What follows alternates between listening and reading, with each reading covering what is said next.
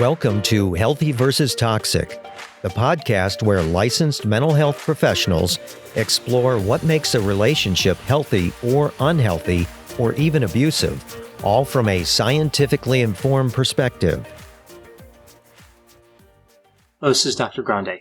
Today's question asks if I can explore the relationship between a mother who has borderline personality disorder and her daughter. So as I was working on this video, I was thinking about a few different ways to structure this content. And the way I'll structure this video is I'll be presenting the 4 types of borderline mother-daughter relationships.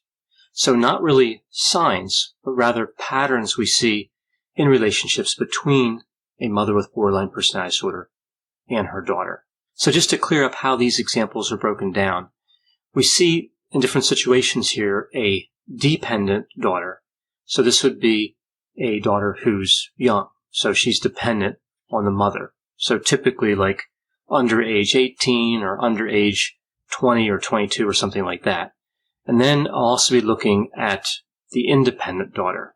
So this would be a daughter who is financially self-sufficient and living on her own. Now I know there can be other situations like a daughter who is relatively independent but still lives with her mother, or a dependent daughter who's in a shared custody arrangement. But I'm just going to focus here on dependent versus independent.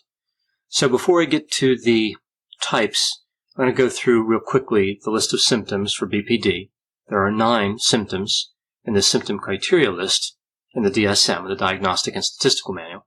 We see frantic efforts to avoid abandonment, unstable relationships. This is a pattern of idealization and devaluation. I'm going to refer to this as the love-hate cycle. Identity disturbance, impulsivity in at least 2 areas that could cause self-damage.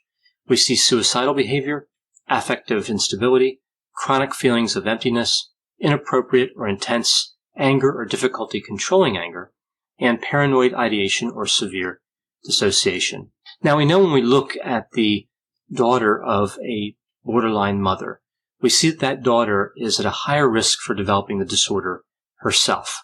We see that borderline mothers often struggle with bonding, attachment, and a construct called mentalization. And this one is particularly important, especially in the early stages when the daughter's young. We see with this mentalization construct, this is the ability to infer the mental state of another.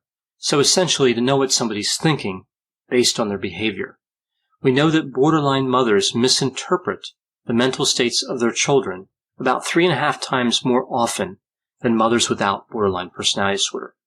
So we see here they're more likely to make what we call non-attuned comments. So comments that demonstrate they did not understand what the child was thinking, which of course can be highly invalidating for a child. So I'm going to go through the types now, the 4 types of the borderline mother-daughter relationship. Of course, there are more than just these types. I'm just trying to cover some of the common situations I've seen in my clinical experience and what we see in the research literature. So with the first type, this is a borderline mother who has a daughter and perhaps other children, but no longer has a relationship with the daughter's father. And the mother actively dates, so she has multiple romantic relationships. And of course, we would expect these romantic relationships to be unstable. There would be this love-hate cycle with each of the boyfriends, in the example I'm using here. So the borderline mother really focuses on this relationship with the boyfriend, and she makes it central to her life during the idealization phase. So essentially the daughter, in the mind of the borderline mother, is there to support the mother's relationship with the boyfriend. So when things are going well with the boyfriend, the mother introduces him as an authority figure and asks the daughter to respect and obey him, suggesting that he's in charge and really kind of pushing him into the role of being a father. So the daughter really feels like she's not as important as the boyfriend. Then during the devaluation phase, one would think that the mother would become closer to the daughter and they would side against the boyfriend. But what I often see is that the borderline mother blames the daughter for not being supportive of the boyfriend, for driving the boyfriend away, even though the mother is really angry at the boyfriend. This is really a feature we see with borderline personality disorder and anger. When somebody with the disorder is angry, they are often angry indiscriminately. They express reactive anger toward everybody, or at least many people, that approach them and interact with them. So it's not a selective type of anger, again, indiscriminate. So from the daughter's perspective, no matter which phase is operating, the idealization or the devaluation, the daughter isn't being attended to. Now moving to the second type. So in the example I used before, in the first type, we see that the love-hate cycle that manifests with the key relationship is focused on a romantic partner. I used the example of a boyfriend. But with the second type, the key relationship is really between the mother and the daughter. And again, I'm still talking about a dependent daughter. So this relationship, the mother-daughter relationship, of course lacks the romantic component, but it still has the insecurity, the anger, the frantic efforts to avoid abandonment, paranoia, and emotional dysregulation. This is certainly a more active type of relationship as compared to the first type. The first type is really kind of distant. This one's really enmeshed. So it has good times, bad times, a lot of communication, a lot of intense feelings. Sometimes we see guilt trips. And we also see that the borderline mother is constantly looking for reassurance that the daughter loves her. The mother is jealous of other people that the daughter is spending time with. And the abandonment fear, I mentioned it's still there, but it manifests a little differently. Because, of course, the daughter really can't just abandon the mother. She's dependent on the mother. She's going to live there from one day to the next, kind of no matter what happens. So the fear is really more about being abandoned in the future. So we see this repeated prediction by the borderline mother that she will be abandoned someday by the daughter. And of course, much of the time, this becomes a self-fulfilling prophecy. Now, with this dynamic, with this type of relationship, of course, we see instability, but the love-hate cycle moves back and forth in a way that can become predictable from the point of view of the daughter. So the daughter sees the cycle over the long run, and she kind of knows what's going to happen next. But this changes as the daughter moves from being dependent over to independent, that transition period. So she's dating, looking for educational options, maybe like college, career options, thinking about getting a place of her own. And when she reaches adulthood, of course, she can leave when she wants to leave. So she can reach a point where it becomes a decision she can make. And this really creates like a constant threat on the borderline mother, this constant stress of potentially having the daughter move out at any time.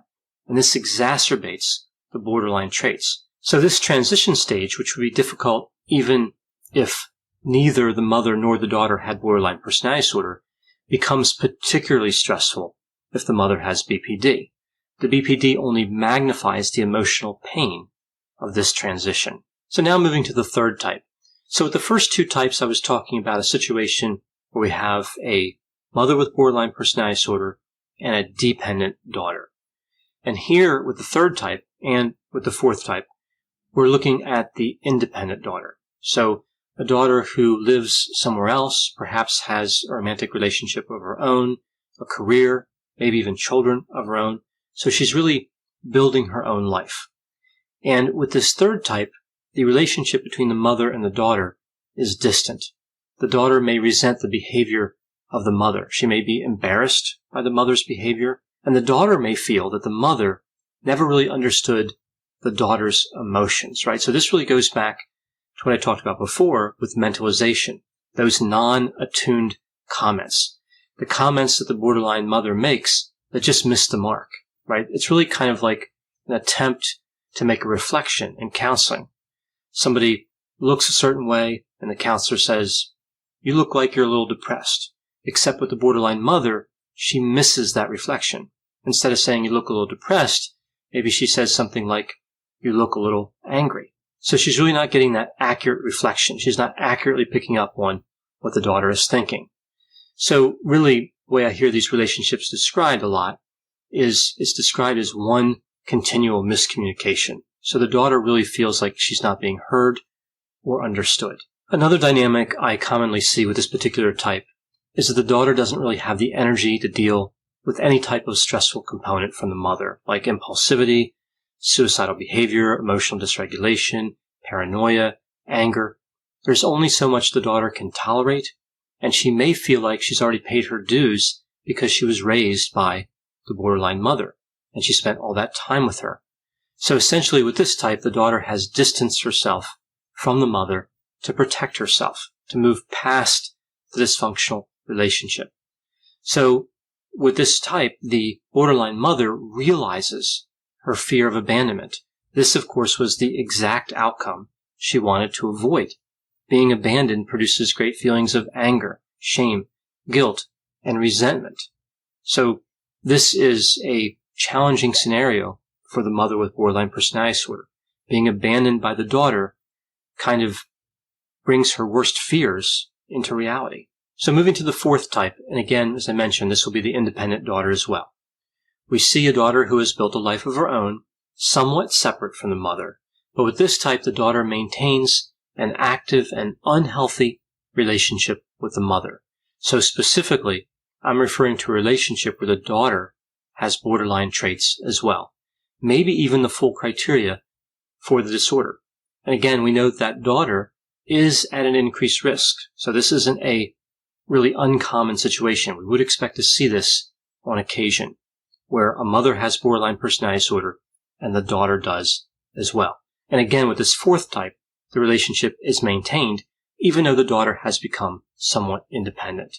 So the dynamic in this relationship would be tumultuous, a lot of ups and downs, with both the mother and the daughter going through separate love-hate cycles and separate manifestations of the other symptoms of borderline personality disorder. When the daughter has a new love interest, she may ignore the mother for potentially a long period of time.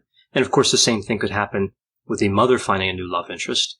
When the daughter's angry, the mother may withdraw. When the daughter's impulsive, she may drag the mother into her behavior, so the mother and the daughter get in trouble together. So what I find particularly interesting about this particular type is a dynamic that occurs, and I've seen this a few times in my career. What we see is that sometimes the love-hate cycles align on the same person. For example, if the daughter has a boyfriend and she's going through a devaluation cycle, so she really believes the boyfriend is bad, she hates the boyfriend, the mother may join in and also devalue the boyfriend, confront him, yell at him, threaten him, cause an incident. And then we can see the same thing on the idealization phase. So when that phase comes around for the daughter, the mother may join in with that as well. So from the boyfriend's perspective, he's having these expressions occur to him from two directions at a time. So two people devaluing him and two people idealizing him. So it becomes extremely stressful for his relationship with the daughter and the mother, regardless of which boyfriend we're talking about, whether it's the mother's boyfriend or the daughter's boyfriend, right? So essentially, the mother and daughter can act as a team in some of the symptoms, right? So again, it's something I've seen from time to time, and clinically speaking, it presents kind of a special challenge, right? That can be a difficult situation, especially if you're only working with the mother or only working with the daughter in terms of as a counselor.